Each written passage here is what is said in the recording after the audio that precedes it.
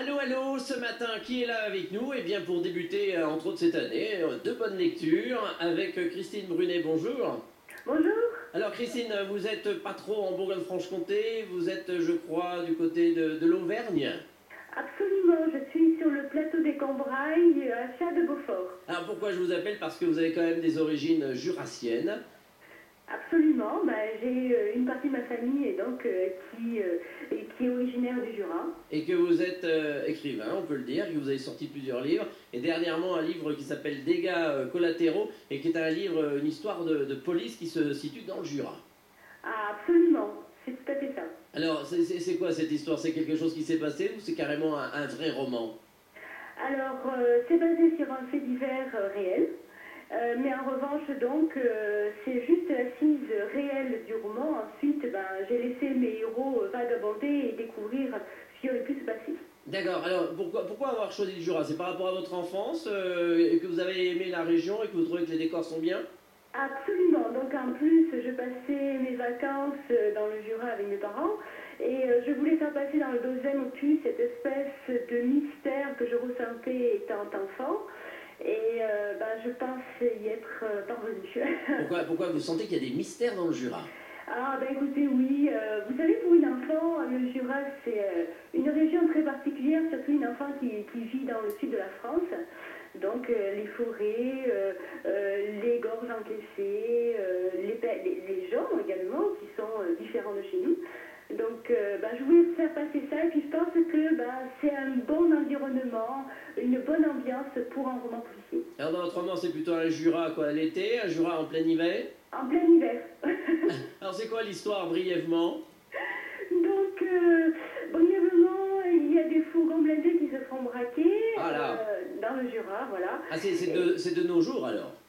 C'est en 2000, ça se passe en 2000, le moment où la Banque de France et la Mine de Paris dispatchent les euros un peu partout en Europe, voilà.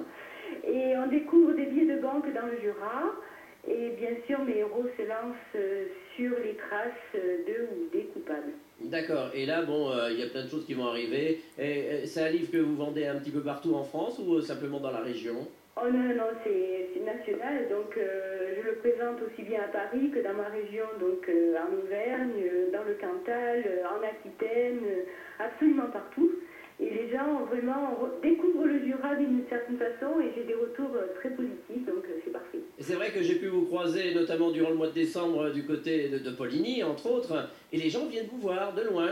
Ah oui, oui, il y avait un monsieur qui est venu de me voir de Chalon-sur-Saône, donc je suis absolument ravie.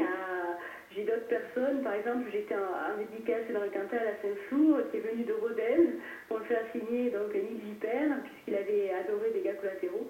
Donc tout ça c'est très positif. Alors il y a quelques jours, fin décembre, vous avez présenté un nouveau roman policier qui sort au niveau national ces jours-ci. C'est quoi son nom alors, ce nouveau roman? Le Dragon Bleu, il se déroule à Naples. Ah donc on quitte le Jura alors. Absolument, figurez-vous que j'ai également de la famille. Oula.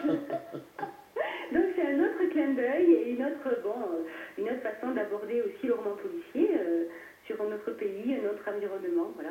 Alors qui vous a inspiré pour écrire les romans policiers? Vous avez quelqu'un qui vous a inspiré comme des Agatha Christie ou autre ou pas? Oh bien sûr, on a tous notre imaginaire. Enfin moi c'est Maurice Leblanc, Agatha Christie, bien sûr, mais comme j'ai un parcours littéraire, il y a bien d'autres personnes. Il y a bien sûr Alexandre Dumas, il y a je sais pas, des gens comme Georges Sand, il y a voilà quoi.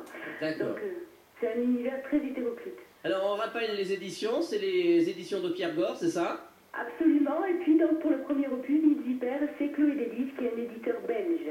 Et si vous aimez découvrir le Jura sous des angles de romans policiers, donc c'est Dégâts collatéraux, quoi. Voilà. Merci Christine Brunet, et puis bonjour aux Auvergnats. Merci beaucoup. À très bientôt, au revoir. Au revoir.